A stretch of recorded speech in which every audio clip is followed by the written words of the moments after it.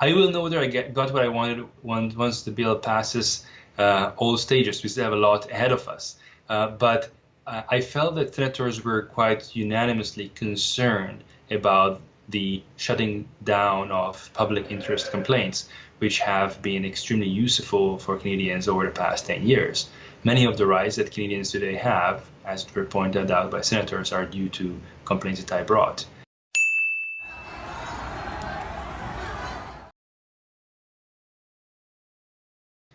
I'm very satisfied with how things went yesterday. Senators are clearly caring, warm, and responsible Canadians who showed a lot of concern, not only about the issues of passengers, which is a broad issue, but also about how the Bill C-49, would affect passengers with disabilities who were appearing together with me.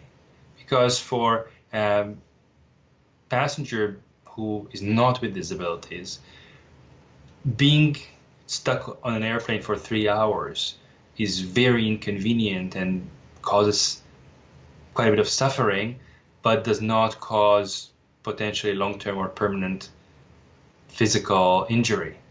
For passengers with disabilities, it could.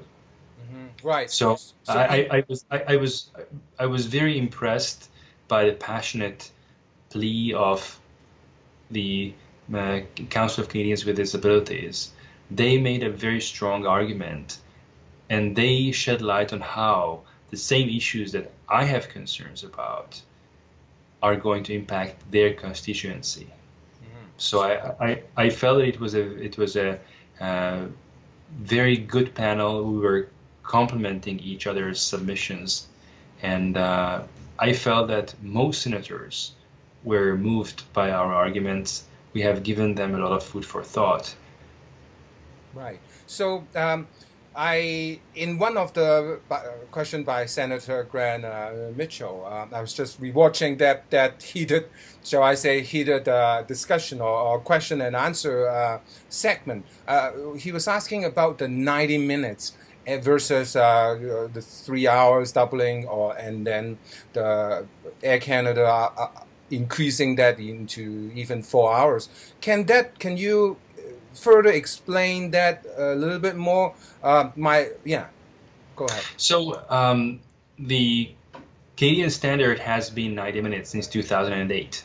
That is what is reasonable, and that is what all airlines have agreed to, and all passengers have agreed to. It has been a Canadian norm. Nobody has ever complained about it. Why are The you saying that? Like because, for example, another expert presenting, the professor, was saying that 90 minutes is nowhere, and then the senator seems to be under that impression, at least from my hearing it. Is it? Yeah. Well, the 90 minutes is coming from the Code of Conduct for Canada's Airlines, which was published in 2008 in September by the government. It's a government policy.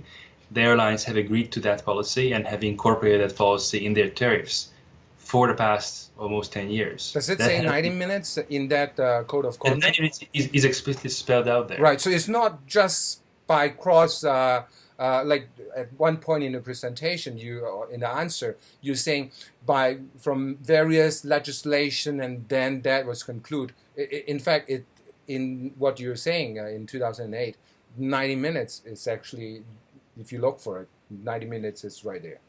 It is in that code of conduct, which the airlines have agreed to. Uh, the code of conduct itself is not legislation, but the Canada Transportation Ah, Act and the transportation regulations are. So the airlines do have a legal obligation to spell out in their tariffs what happens when they fail to operate on schedule. That includes tarmac delay, of course. And they do also have a legal obligation to ensure that those terms and conditions are reasonable.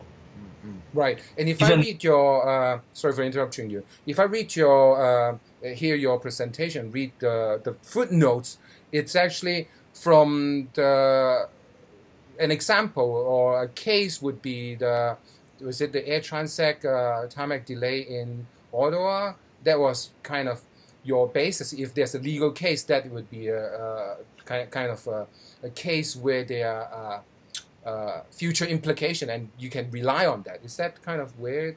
this is leaded So, to, so if the I'm way it works understanding it is right? that given that a 90-minute rule has been the industry standard in Canada, any significant departure from that would, in my opinion, be unreasonable, unless there are some very serious reasons and data to support it, which doesn't exist. So that 90-minute rule has been a government policy that airlines have all accepted, all agreed to. It has become over time an industry standard in Canada. Now, in expectation of the new legislation, airlines are illegally changing the tarmac delay time to 4 hours, but it still remains an illegal change. The requirement under the law is that those rules have to be reasonable, and 4 hours is not a reasonable time by any standard. One doesn't need a new legislation to know that 4 hours is unreasonable. So what airlines are doing, they are doing something illegal, and they are trying to assist the current government in passing this bill, which will actually legally claw back on our rights. With respect to air transit, that is particularly interesting because the minister has been all the time claiming that there is no 90-minute rule. And there is a simple question, if so, what was the basis for air transit being found to have broken rules and being fined for breaking the rules if the rules don't exist? Right. At least that's your opinion. And with Well, respect to the Air Canada 4 hours, I think we need to stop there. all Let's right. trace. The fact that air transit was fine is a fact. It's a public record. It's Yeah, an opinion. agree. The fact that it's another fact that they didn't have to pay the fine. That's now before the courts. But we do have, as a matter of public record, decision by the Canadian Transportation Agency confirming that they broke the 90-minute rule and that rule existed. So to come and say that that rule doesn't exist is a bit rich, I would say. That rule exists in the airlines tariffs, and the airlines tariffs are subject to regulatory requirements set out in primary and secondary legislation, the Canada Transportation Act and their transportation regulations. Those statutory provisions govern what has to be in the tariff and what cannot be in the tariff. So if the airline is tomorrow going to put in a rule in the tariffs that they will not allow passengers to board an aircraft without wearing a tie and a suit, that would also be unreasonable. They can physically do it, but it's going to be unlawful. Right. And your worry is if the legislation now turn it to 3 hours, and it may create confusion with the case law. If the air transit case, we can call that it's a case. Is that your worry? Like No, new legislation? my concern is that currently the standard is 90 minutes. After 90 minutes, airlines have to allow passengers to get off. And what the proposed legislation does is it doubles that amount to 3 hours. So if this bill passes in its present form, an airline will be able to keep passengers on the tarmac in the aircraft without food, without water for 3 hours, and the passengers will have no right to say after, say, 2 hours, I want to get off. This is not to say that we have seen many cases in the past where a passenger said after an hour and a half, I want to get off. Most passengers do want to travel and do want to leave even if they are delayed. But there can be situations when a passenger says, especially a passenger with disabilities, I signed up to have a 2-hour flight. I've already been on this aircraft for 2 hours due to my own reasons. I cannot stand being trapped here in the aircraft anymore. I would like to go back to the gate and board again when the flight is really ready to leave. Right. And So- that right has to be maintained. I have not heard of too many cases where passengers were ever asking for it. I have never heard of any case where they would really asking for it for arbitrary reasons. Passengers also have an interest in flying, so they will not do that just to have fun with the airline. That would be quite absurd to assume that passenger will just ask after 90 minutes, I want to go back just for fun. Right. They wouldn't buy a ticket if they didn't want to travel. Right. So another point that you raise is your ability, your group's ability to advocate for passenger. And in terms of that presentation and then the questions and the answers, how did you feel that yesterday's sessions effect on it? Did you get what you want, or did you get the points across? I will know whether I got what I wanted once the bill passes all stages. We still have a lot ahead of us. But I felt that senators were quite unanimously concerned about the shutting down of public interest complaints, which have been extremely useful for Canadians over the past 10 years. Many of the rights that Canadians today have, as were pointed out by senators, are due to complaints that I brought. So trying to silence that and shut down all this kind of complaints would be rather troublesome. The argument that the government has been making is that the regulation would be so good that there is no need for such complaints. But in reality, we do know that we already have the Carriage by Air Act. We already have the Montreal Convention, yet airlines keep disrespecting it. They keep disobeying it. And without a public interest complaint, there is nothing that will actually ensure the airlines comply with what is in the law, comply with what is in the regulations. That is the whole purpose of public interest complaints. And senators do understand that very well. That was something that I felt was most resonating with all senators from all corners, all stripes, with the exception, of course, of senators who were still identified as liberals, like Senator Mitchell. Yeah, it seems like at least with Senator Mitchell, it seems to me the fact that it's in the law books, it's in the legislation or in the regulations, that it's maybe good enough. But as you explained, or as you explained in your presentation, the rules can be there, the law can be there, but the airline could post big signs saying something against what the rule books are, and with no regards, and that's troublesome, of course. That's exactly the problem. We seem to be having a situation that is similar to what used to be with the law in socialist countries. They had very good laws, just nobody followed them. Right. So in terms of fines, you talk about fines. Can you repeat your view on first of all, fining if they are not following? First of all, we need to distinguish between fines and compensation. Compensation is a restitution to passenger for the inconvenience or other damages they have suffered. A fine is an amount paid to the state as a punishment for breaking the rules.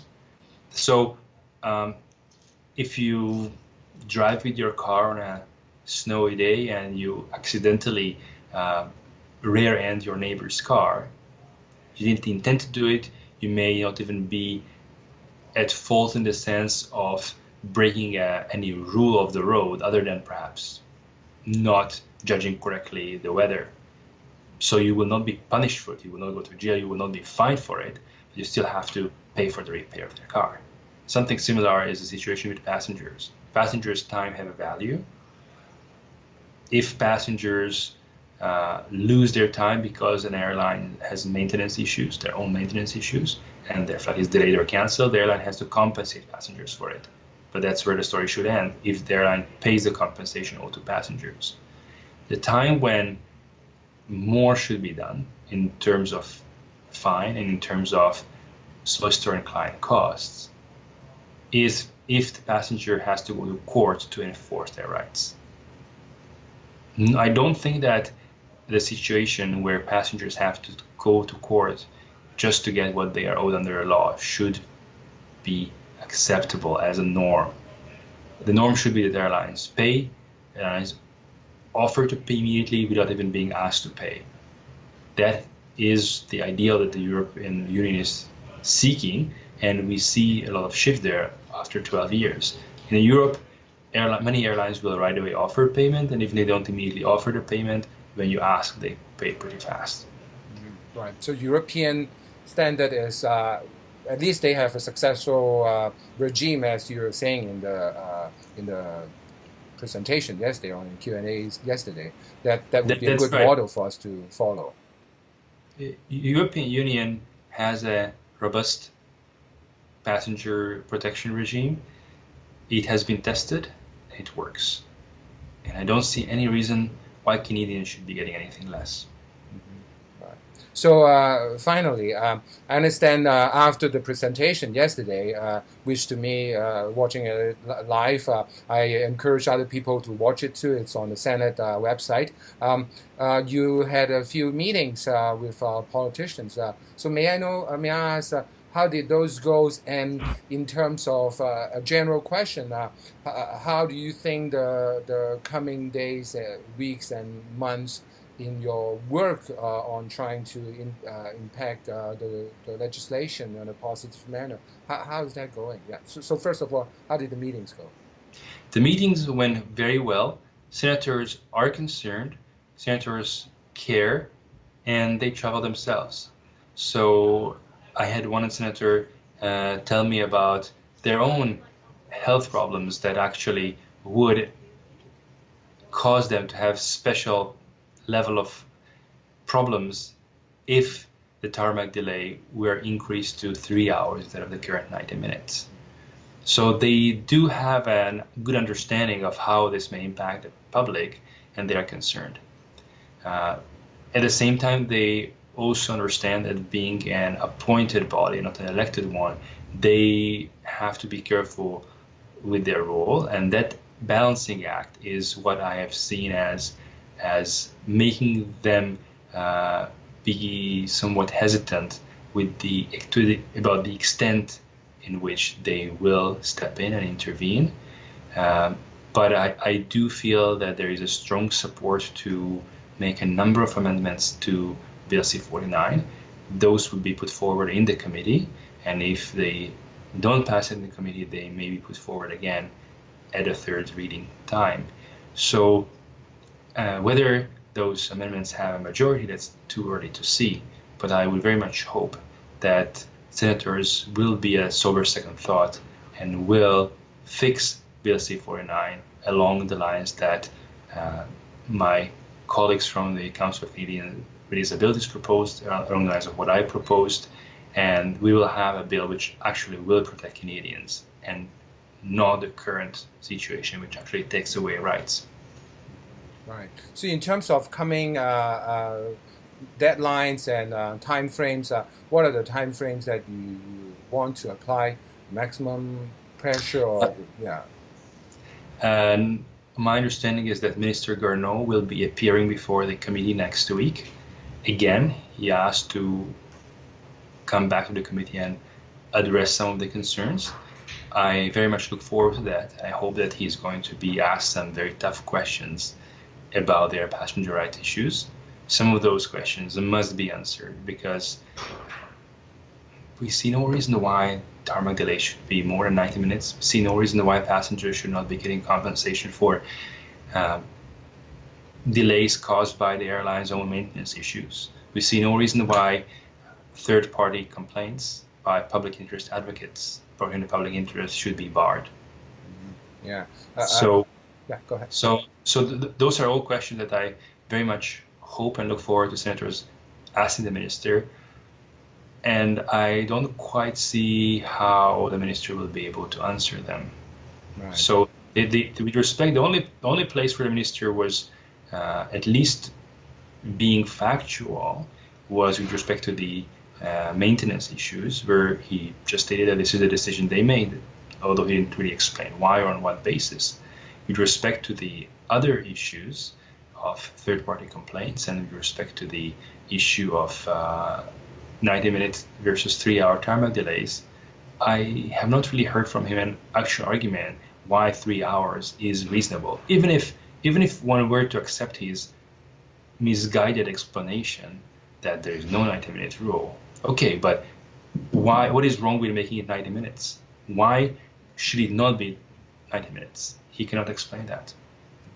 Yeah. So I see you using Twitter and Facebook quite effectively. In fact, recently you posted a clip of edited clip of Minister Mark Garneau appearing in front of the Senate committee, answering questions, and then intercut with another segment of him saying the opposite right at in the House of Commons, I think. So are you using more social media video editing, and are you going to edit some more videos of this hearing soon, later?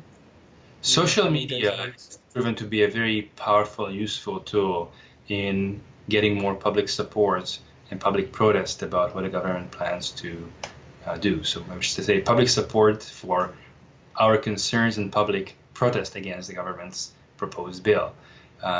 It is important that people will understand what the government plans to do to them. I am finding that many of the senators have understood the profound impact of the bill only recently.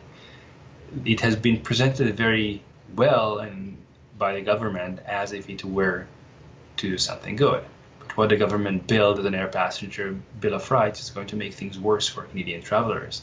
And that message is now finally getting to the broader public. So social media has been instrumental in achieving that. And I hope that with that amount of pressure from the public, including the 100,000 emails sent to senators by Canadians, we will get a bill which actually protects passengers and which removes those unacceptable provisions. So finally, in closing, can you share your Twitter handle, your Facebook and website address? Sure. So we have our Twitter handle is AirPassRightsCA, right in plural. We have a Facebook page, the Air Passenger Rights page. We also have a Facebook group, the Air Passenger Rights Canada group, and our website is airpassengerrights.ca. We also have a direct link to send emails to senators at bill-c49.ca. All right. Well, thanks a lot, Gabby, for the interview today. Thank you very much for having me.